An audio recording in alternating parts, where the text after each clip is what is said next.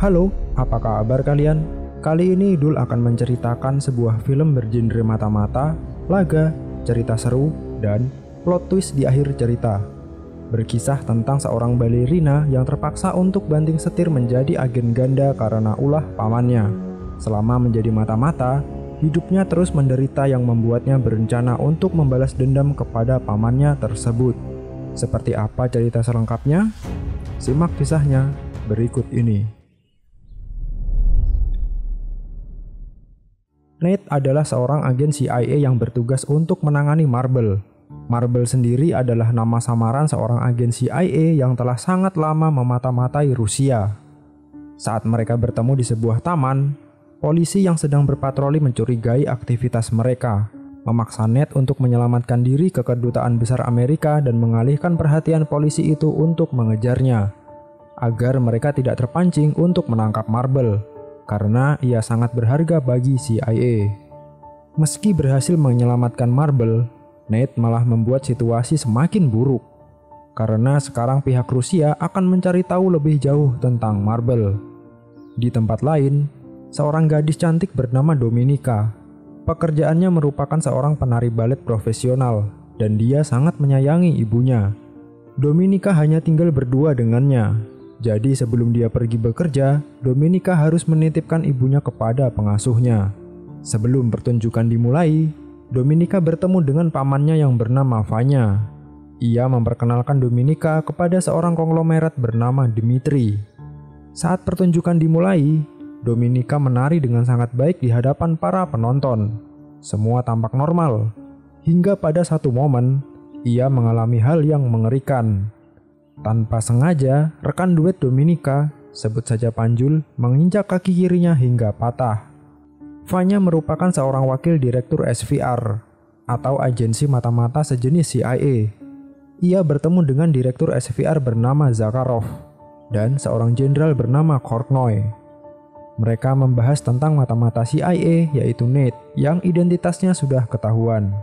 Namun seorangnya lagi, yaitu Marble, identitasnya masih menjadi misteri, dan itu adalah tugas Vanya untuk mengungkap siapakah sebenarnya Marble itu. Setelah melakukan operasi pada kakinya dan menjalani perawatan selama 3 bulan, keadaan Dominika sudah membaik. Vanya tiba-tiba datang untuk memberitahu bahwa posisinya sebagai penari balet sudah tergantikan oleh penari lain bernama Sonya. Vanya pun juga memberikan sebuah foto dan rekaman suara yang membuktikan bahwa kejadian yang dialami Dominika sudah direncanakan oleh si Panjul, agar Sonya dapat menggantikan posisinya. Dominika pun berniat untuk menuntut balas. Ketika ia melihat Sonya sedang enak-enak di kamar mandi dengan si Panjul, Dominika mengambil kesempatan itu untuk menyelinap masuk dan menghajar mereka. Sesampainya di rumah, Dominika panik melihat ibunya tergeletak di atas lantai. Rupanya, pengasuh yang biasa merawat ibunya sudah tidak bekerja, karena agensi tempatnya bekerja sudah tidak menggajinya lagi. Karena terhimpit masalah ekonomi, Dominika membuka layanan pijit via aplikasi hijau.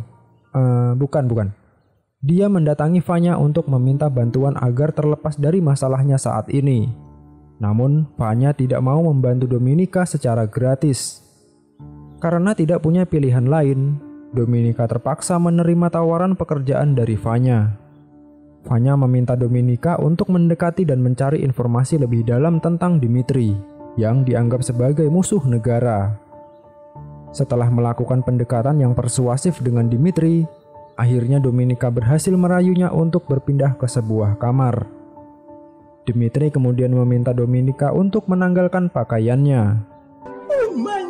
Dmitri yang awalnya hanya menggrepek-grepek tubuh Dominika, pada akhirnya ia juga memperkaosnya. Tak lama kemudian, seorang agen suruhan Vanya menyelinap masuk ruangan itu dan menghabisi Dmitri. Setelah misi itu sukses, Dominika bersama pria itu pun pergi dari sana menuju ke sebuah tempat. Kortnoy meminta Vanya untuk menghabisi Dominika karena tidak boleh ada saksi mata dari TKP. Tetapi Vanya mempercayai Dominika dan berniat untuk memanfaatkannya. Dominika sangat marah kepada Vanya karena telah menempatkannya di posisi yang berbahaya seperti itu. Kemudian Vanya menawarkan Dominika untuk bergabung menjadi agen mata-mata Rusia. Dominika tidak punya pilihan lain. Kalau ia menolak pekerjaan itu, maka ia harus mati karena telah menjadi saksi atas kematian Dimitri. Dominika berpamitan dengan ibunya sebelum ia pergi ke sebuah sekolah khusus untuk menjadi mata-mata Rusia. Setibanya di sana, ia disambut oleh matron yang merupakan instruktur para agen baru. Matron memberikan pelajaran dasar sebagai mata-mata untuk tidak pernah memberikan nama asli kepada siapapun. Hari pertama masuk sekolah mata-mata, Dominika sudah diminta untuk bugil di depan kelas, tapi dia menolak untuk melakukannya. Di sekolah itu, Dominika mempelajari sebuah senyawa kimia bernama metka yang tak terlihat jika tersentuh dengan sebuah objek. Dan ini akan menjadi salah satu kunci untuk rencana plot twist yang ada di akhir film ini. Ned mendapat tugas untuk kembali ke Rusia. Meski beresiko, ia akan mencoba untuk kembali berkomunikasi dengan Marble. SVR telah mengetahui bahwa Ned sedang berada di Budapest. Kemudian, Vanya menyarankan agar mengirim Dominika untuk mendekati Ned dan menggali informasi darinya.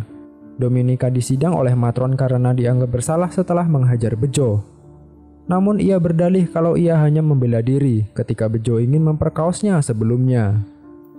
Di kesempatan ini juga Dominika dan Jenderal Kortnoy bertemu untuk pertama kali. Matron meminta Dominika untuk memberikan apa yang Bejo inginkan. Awalnya sih Dominika terlihat malu-malu, namun akhirnya ia memberanikan diri dan memasang kuda-kuda dalam posisi tempur. Namun belalai milik Bejo malah tidak mau berdiri.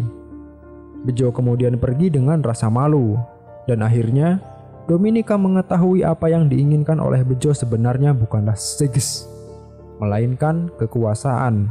Selanjutnya, Dominika dinyatakan lulus dari sekolah mata-mata oleh matron, dan mereka yang lulus dari sekolah itu dijuluki sebagai Red Sparrow. Dominika bertemu dengan Vanya di sebuah restoran. Ia memberitahu kalau ada pengkhianat di antara para petinggi. Maksudnya pengkhianat di sini adalah Marble. Vanya meminta Dominika menyamar menjadi Katerina, lalu mendekati Ned untuk mendapatkan informasi tentang Marble. Dominika tiba di Budapest dan tinggal di sebuah apartemen bersama dengan rekan sesama agen yang bernama Marta.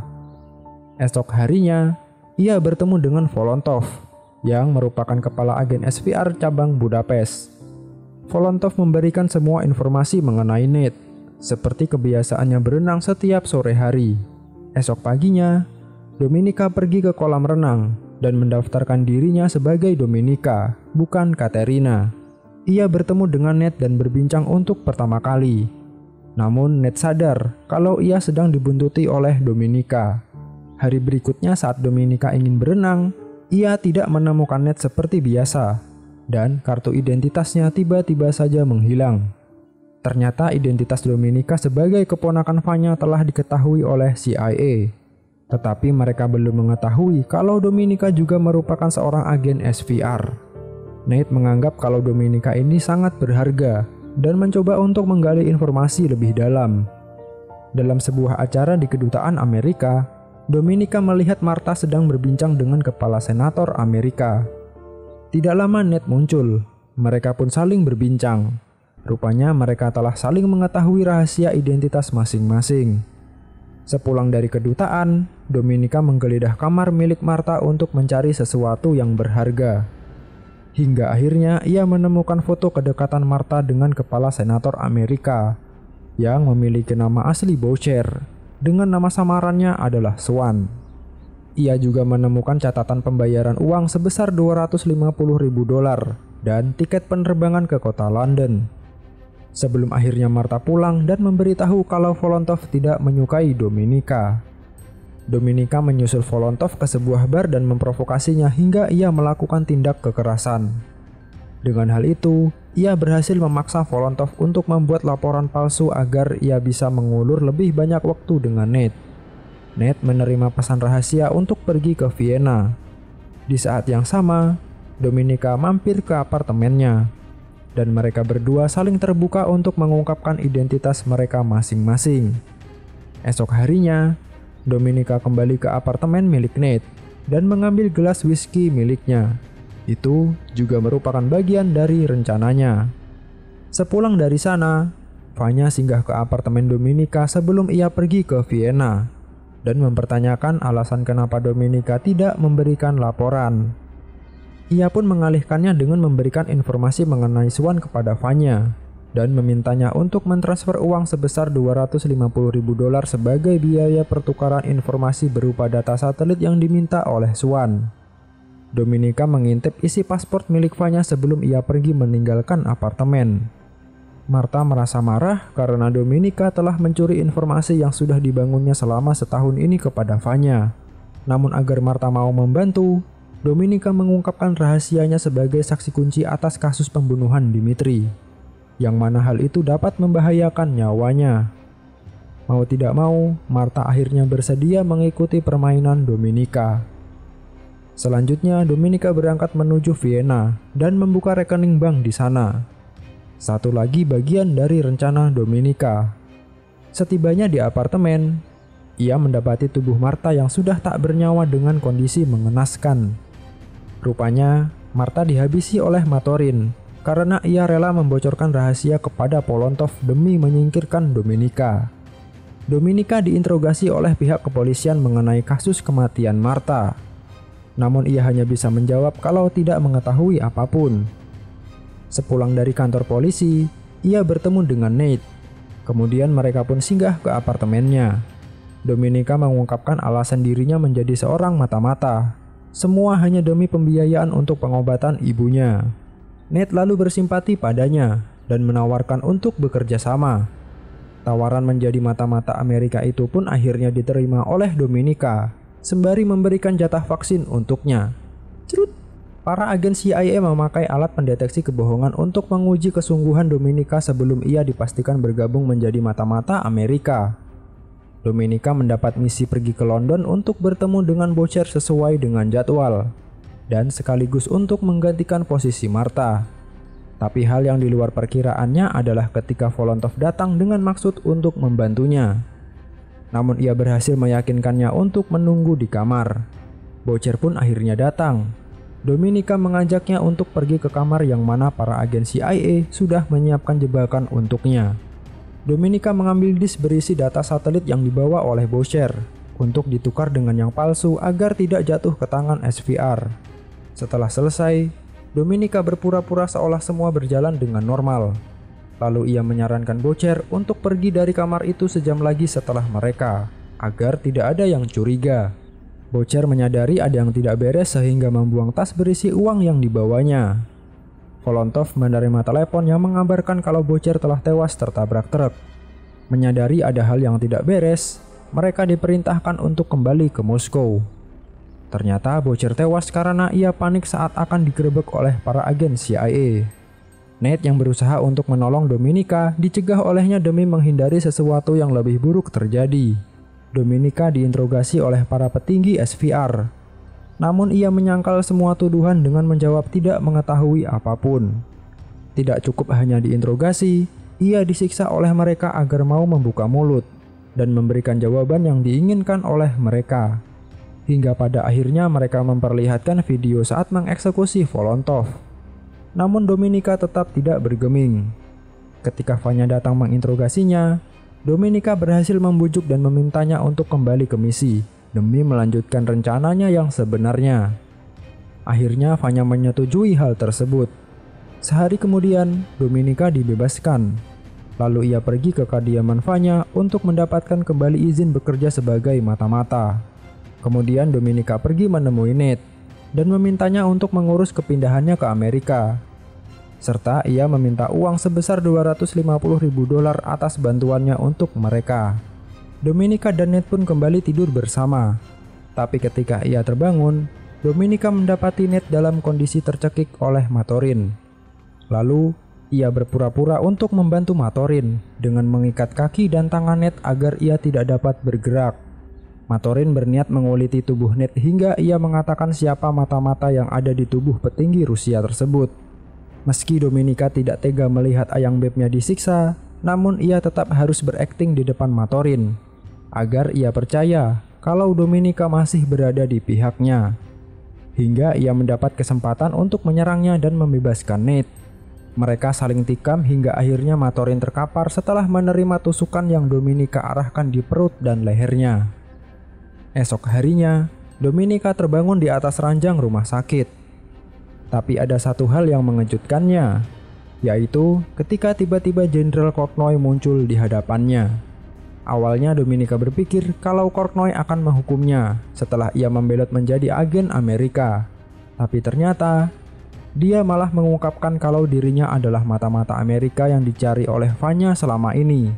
Dengan kata lain, Korknoy adalah Marble. Korknoy menawarkan kepada Dominika posisinya sebagai mata-mata Amerika, meski hal itu akan membunuhnya. Dominika akan dianggap sebagai pahlawan setelah menyerahkan Korknoy, dan mereka tidak akan mencurigai Dominika sama sekali. Setelah mengetahui kebenaran itu, Dominika pergi ke kedutaan besar Rusia untuk menghubungi direktur SVR, yaitu Zakharov. Dominika akhirnya memberikan nama mata-mata itu kepada Zakharov. Dominika yang saat ini ditahan oleh pihak Amerika akan melakukan pertukaran dengan Marble. Jadi, Dominika akan diserahkan kembali ke Rusia, sedangkan Marble yang telah ditangkap akan dikembalikan ke Amerika. Tetapi ini akan menjadi hal yang mengejutkan Ned dan yang lainnya saat mereka melihat wajah dari mata-mata itu. Ya, yang mereka lihat adalah wajah Vanya. Jadi, kenapa bukan Korknoy? Padahal dia adalah Marble yang sesungguhnya. Dominika telah merencanakan ini semua sejak awal. Ia membuat Vanya seolah-olah menerima uang $250.000 saat membuka rekening bank di Vienna dengan menggunakan namanya. Ingat, sebelumnya Dominika meminta untuk mentransfer uang sebesar $250.000 kepada Ned, dan SVR menganggap kalau uang itu merupakan hasil transaksi dengan Swan. Dominika juga membawa gelas dari apartemen Ned dan menaruhnya di kediaman Vanya, agar seolah-olah Vanya pernah bertemu dengan Ned. Dis palsu yang telah Dominika tukar sebelumnya semakin membuat Vanya tidak bisa lagi berkutik di hadapan Zakharov. Tak lama setelah mengucapkan salam perpisahan, Vanya tewas tertembak. Dominika segera kembali ke Moskow dan dinobatkan sebagai pahlawan. Ia juga tidak perlu menggeser jabatan Jenderal Korknoy sebagai mata-mata. Akhirnya, Dominika bisa membalas perlakuan Vanya, dan misi sebagai seorang mata-mata telah ia selesaikan dengan sukses, karena dia adalah Red Sparrow.